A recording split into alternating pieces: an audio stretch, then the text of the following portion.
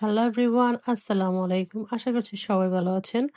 তো আজকের রেসিপিতে সবাইকে ওয়েলকাম করছি। আজকে রান্না করছি ডিম দিয়ে ফুলকপি। এটা অবশ্য নতুন রাঁধুনিদের জন্য খুবই কাজে দিবে। যারা জানেন তারা তো জানেনই।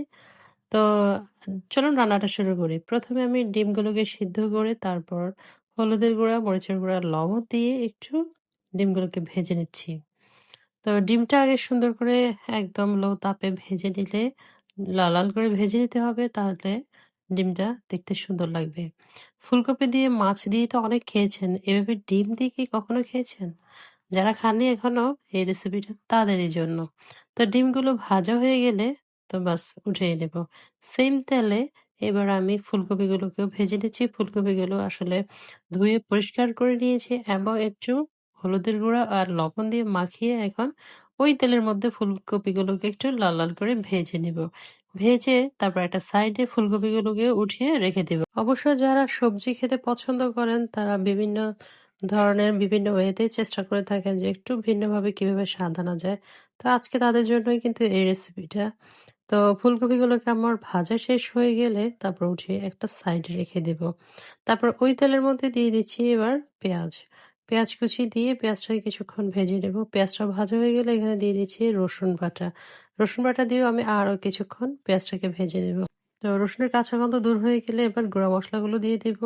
তো গুঁড়া মশলার মধ্যে এখানে দিয়েছি হলুদের গুঁড়া, মরিচের গুঁড়া, জিরা, ধনিয়া এবং লবণ। সবকিছু দিয়ে তারপর দিয়ে দিলাম পানি। গরম পানি দিয়ে এবার মশলাটাকে খুব ভালো করে কষিয়ে দেওয়ার জন্য ঢেকে দিলাম। তো মশলাটাকেও আরো ৪ থেকে ৫ মিনিটের মতো কষিয়ে নেব। মশলাটা যখন একদম কষানো হয়ে লাল লাল হয়ে যাবে, এই পর্যায়ে একদম ঝোলটা যখন ঘন হয়ে আসবে তখন আমি আগে থেকে ভেজে রাখা ফুলকপি আর ডিমগুলো দিয়ে দিচ্ছি। তো ফুলকপি আর ডিমগুলো দিয়েও আরো কিছুক্ষণ এই মশলার সাথে আরো কিছুক্ষণ কষিয়ে নেব। তো এই কাজটা করতে হবে কিন্তু একদম মিডিয়াম তাপে, যেন পুড়ে না যায় মশলাগুলো, সেদিকে খেয়াল রাখতে হবে। তো ফুলকপিগুলোকে আরো কিছুক্ষণ কষিয়ে নেব। এভাবে নেড়ে চেড়ে কষিয়ে নেব। আর খেয়াল রাখতে হবে যেন ফুলকপিগুলো না ভেঙে যায়। তো এটা আর কিছুক্ষণ কষিয়ে নিলে ফুলকপির যে গন্ধটা থাকে সেটাও চলে যাবে। তো ঢেকে দিলাম আরো কিছুক্ষণ। তারপর মসলার সাথে আরো কষিয়ে নিতে হবে। এভাবে একদম কষিয়ে, কষিয়ে কিন্তু রান্না করলে রান্নার স্বাদ দ্বিগুণ বেড়ে যায়।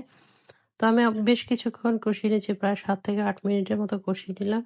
তারপর এখানে ফুটন্ত গরম পানি দিয়ে দিলাম। দিয়ে তারপর নেড়েচেড়ে একদম ঢেকে দিব ৫ থেকে ৬ মিনিটের জন্য। কারণ ফুলকপি সিদ্ধ হতে একটু সময় লাগে। তো আমি ঢেকেই দিচ্ছি। ব্যাস এবার রান্নাটা প্রায় শেষের দিকে। ৭-৮ মিনিট পরে যখন একদম ঝোলটা মাখা, মাখা হয়ে যাবে তখন নামানোর আগে দিয়ে দিচ্ছি ধনিয়া পাতা। ধনিয়া পাতা দিয়ে বাস নামিয়ে ফেলবো। এই তো ডিম দিয়ে ফুলকপির ঝোল। খুব সুন্দর একটা রেসিপি। যারা ফুলকপি খেতে পছন্দ করেন বা সবজি খেতে পছন্দ করেন তাদের জন্য এই রেসিপি। ভীষণ মজার একটা রেসিপি।